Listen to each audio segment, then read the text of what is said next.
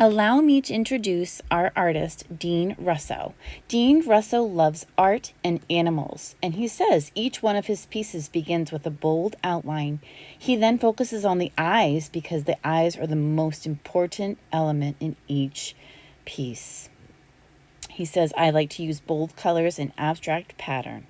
We can call him a pop artist. Today, I'm using some permanent markers. We're going to use either, if you have any paint markers, or a Sharpie will do just as well, or a pencil. I'm going to use my paint marker. So what we want to do is measure 3 fingers up, put a little dot, and we're going to try to keep this toward the center. And then we're going to make a V shape. A nice wide V. On the top of that, we're going to make our curved line for our nose and a little line underneath. We're going to make our tiger smile with this is the muzzle of the tiger, so it looks like he's smiling.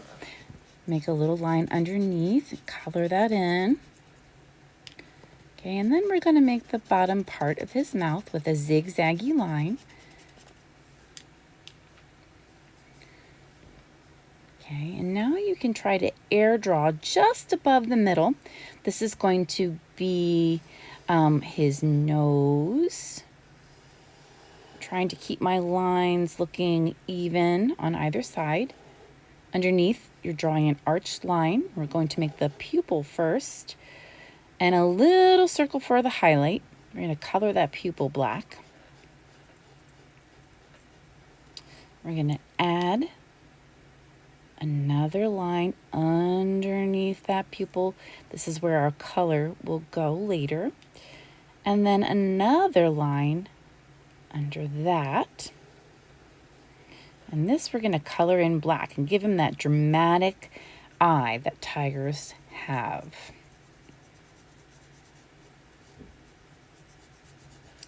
Now, once you get done with this part, you want to be thinking about your other side. You can turn your paper to help you. I'm just doing a little bit of measuring here, some invisible measuring, and then I put my arched line. You can turn your paper to help you though.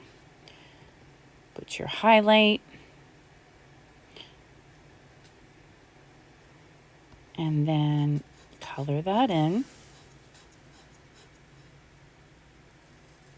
Trace around for the colored part of the eye, and then trace one more time for the dark part of the eye, and get that colored in.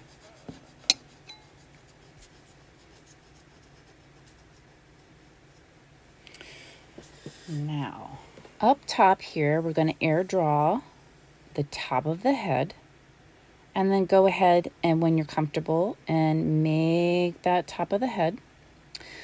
We're then going to start our ears. So they're going to have that kind of like letter A shape on both sides. And here I want to do a diagonal line on the side of my tiger.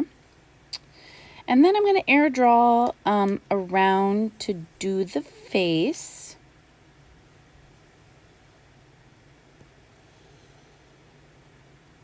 On both sides. And you can re-air draw if you need to. Now, if it's a little crooked, that's okay. Just keep going. Don't forget, we want to add those nostrils for our tiger. And just color those in black. And then we want to make some spots for the whiskers. Now, whiskers go in a line. I put 4, then 3, then 2. And now I'm just going to add in some lines that the tigers have on them, just to help kind of make this look a little more tiger-like.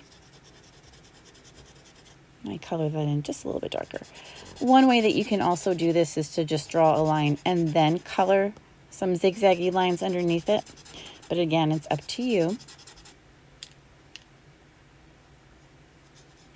Now from here, I'm going to make the the tiger's mane. Now, you may not know this, but tigers also have a little bit of a furry mane around their heads. Okay, they also have a little bit of dark hair in their ears. So here I'm just drawing a line and then coloring underneath. And there you have it. There's your tiger. He's all ready for color. So we need a little bit of cornstarch and water. You can use markers if you choose, or you can use chalk pastels. I'm using warm and cool colors. Now this is going to go a little bit faster, so try to pause as you need. I'm going to get my colors in. I can overlap them a little bit if I need to.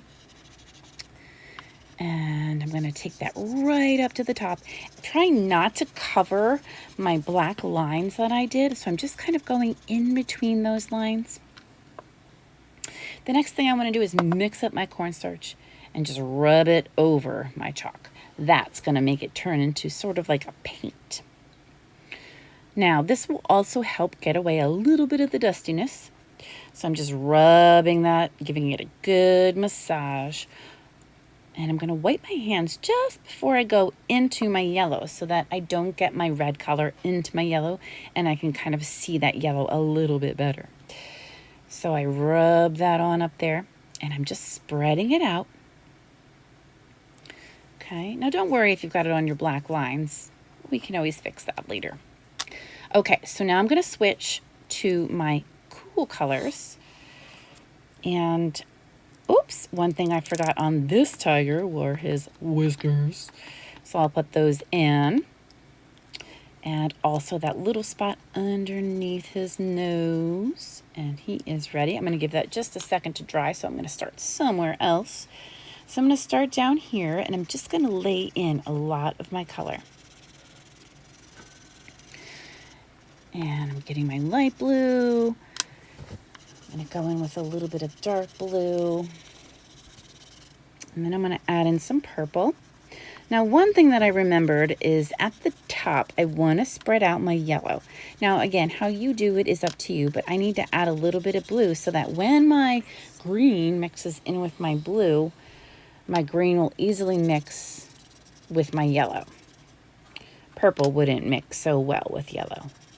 Now that this is dry, I can go back in and I'm going to give this my blue color. Now, the colors you choose in the cool colors, it's really up to you how you lay them in there. This is just the way that I chose to lay them in. And I'm just going over all of my colors with my cornstarch and water and rubbing them in. Now, the cornstarch and water is just like a tablespoon of cornstarch and about 2 tablespoons of cold water or warm water. I like to warm it up a little bit because my hands do not like the cold. And then I just go over and I massage my colors. Now, I'm going to just color in my nose in one solid color, but I'm still going to go over that with the cornstarch. And I'm going to then do the little bit of the mane that the tiger has with my other cool colors. Now again, how you do this is up to you. If you want to start with your cool colors in your nose and work into your warm colors on the side, it's really up to you. You do have to be careful about mixing some of your warm colors and your cool colors together, like yellow and purple wouldn't go very well. Blue or green and red rather wouldn't go very well, and blue and orange would not do well. So again, down here at the bottom, I'm going to continue my cool colors. And this time, I'm going to start with my purple in the middle, my light blue. I kind of want to make this symmetrical, so I'm going to do my light blue on the other side. I'm just going to change the way that I lay these colors in here a little bit, just so that I do not mix a color that I don't like. I'm coloring in with one color in the eyes. Going around that, adding a little bit of green, and then finishing off with my yellow for the top of the head. Okay, again, doing my cornstarch rubbing, getting all of that to mesh very well together. Now, again, if you do not have the chalk pastels, you can use marker and cornstarch. It will work just as well. If you want to try watercolors and blending watercolors into one another, I'm sure that will look just as beautiful. And if you don't have any of those, crayon will work very well too, just not with the cornstarch. All right, so here we are blending the last little bit. And it looks as though we are ready. Okay.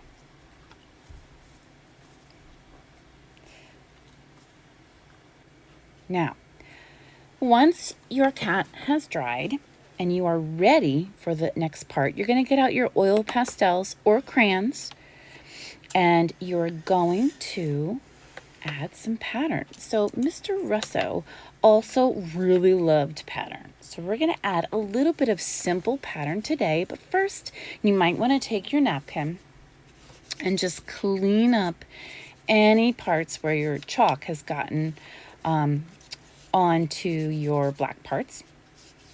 So, and then we can just kind of blow off a little bit of the dust.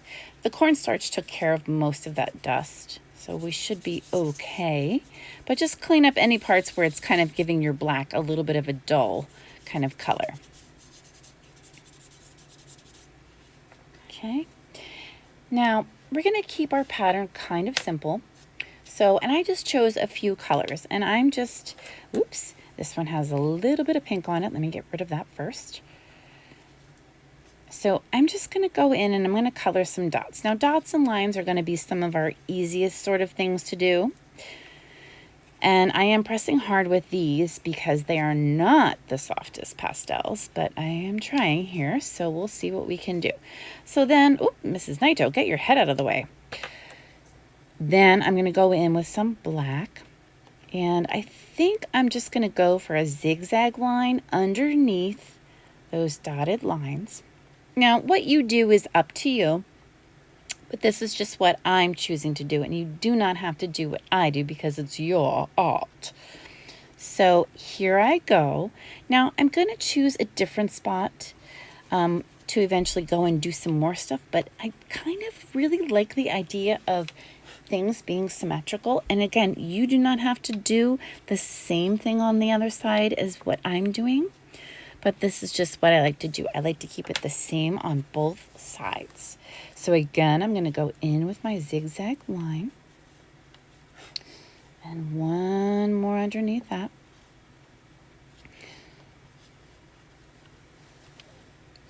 Okay, and then maybe it's time to switch my colors, and I don't know, maybe I'll go with this lighter green. Maybe I'll just try a different line here after I do, maybe I'll just do some dots. That really isn't showing up that well, so I'll try this area down here and just do some lines. And just go over them to darken them up a little bit more.